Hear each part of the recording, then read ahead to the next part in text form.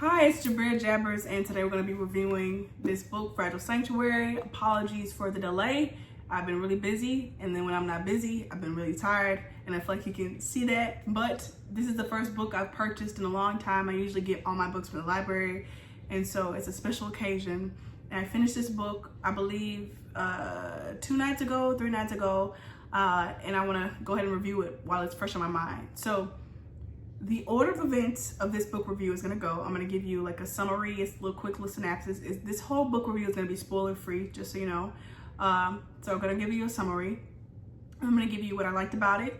Then I'm going to give you what I didn't like about it. Then I'm going to give you a poem that I wrote about it, because I feel that if I'm going to be critiquing and judging somebody else's work, it's only fair that I provide something of my own. And also I just like to write poetry, and these books give me a very good opportunity to do so. And then after that, I'll be rating this book out of 5, 5 being the best and 1 being the least. All right, so this book is from 2 different perspectives. From the perspective of Anson, a middle-aged, carpenter, contractor who specializes in rebuilding fire-damaged homes and roads, who goes by Ro, a late 20s woman who is renovating her house, her family house that got burned down when she was 13, and she lost her family in that fire. So basically, what I liked about this book is that it has mysteries stemming from both perspectives that are both based in the past and also connecting in the present. I feel that without these mysteries attached to these 2 main characters, this book would have been very flat. It would have been very unenjoyable, because it would have been overly typical, overly archetyped, and have too many tropes in it without those things being involved. And so I think Catherine Cowles did an amazing job. Catherine Cowles has lots of books. This is my first time reading one of her books, and I would say that I pretty much enjoyed it. I really liked that this book was pretty lighthearted, and I feel that that's a difficult line to walk when you're including romance and like almost like a thriller, like mystery type of book, which you also don't expect from the cover of this to get that out of it. I feel like it could have gone too far into like the sadness and, you know, the haunting feeling, or it could have gone too far into the romance or sexuality of it, but it didn't. I feel like it was a very perfect balance, which I feel like is indicative of this being a very skilled writer, or a very experienced writer at least. I like the setting. It was pretty typical small town setting, but I think what I liked the most about what Catherine did with these characters is that even though they are pretty familiar, they're not gonna be characters you haven't seen before, I can still remember distinct things about these 2 main characters, whereas in the past when I've read similar books to this, I haven't really read any similar books to this. Well, maybe like the Pelican Brief, maybe. But yeah, the characters, I don't remember them, but I remember these characters. I finished this book, as I said, like 3 days ago. And also the author did a very good job of like differentiating these 2 main characters, Rose and Anson, from the other characters, like the family members and the friends and just general other people around town. Like all the people seemed alive. They seemed to have their own personalities. They seemed to be their own individuals. And I feel like without these little things, like I said, like with the mystery added and these little bitty details, this book could have easily been extremely boring and fell flat into the category of many people who've written these things before. So these types of books before. Something I don't really like about it is, I guess, the title of this book. I feel like it doesn't really tie well with the story. You'd think if there was something called Sanctuary here, there would be some sort of like literal sanctuary, or like a church or some sort of place where there was a sanctuary, but instead the characters, just like I told you about getting the renovation, they're both staying in temporary places.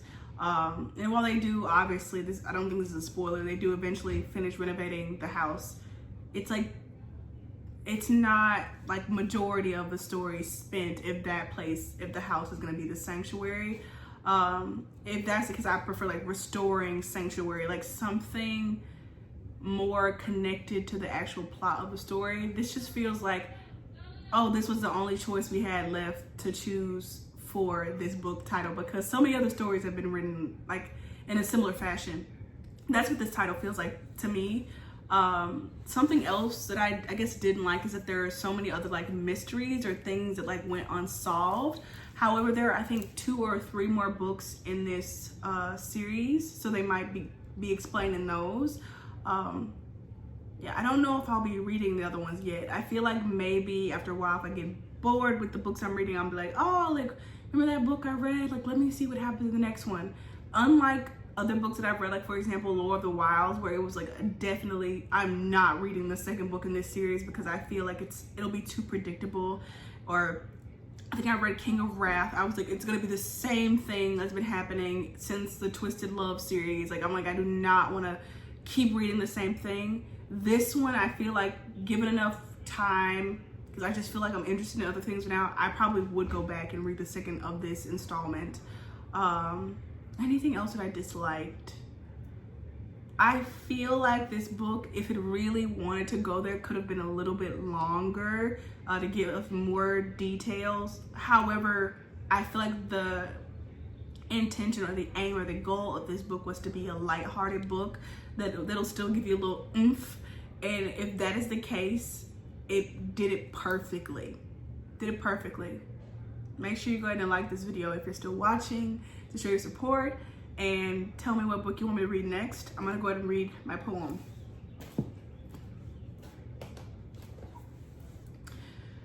What starts as smoke ends in fire, and where flames are smothered, new seeds take their first breaths.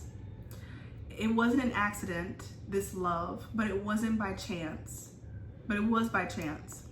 You chose this place the way that flames follow the path of most resistance, and I, the engine of river and rosebuds, led you from becoming astray. What started as fire ends as ashes, and from them rose what once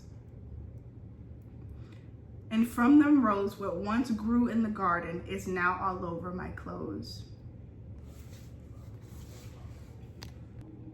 I'm gonna read this again because I feel like I didn't do a good job. What starts as smoke ends in fire, and where flames are smothered, new seeds take their first draws of breath.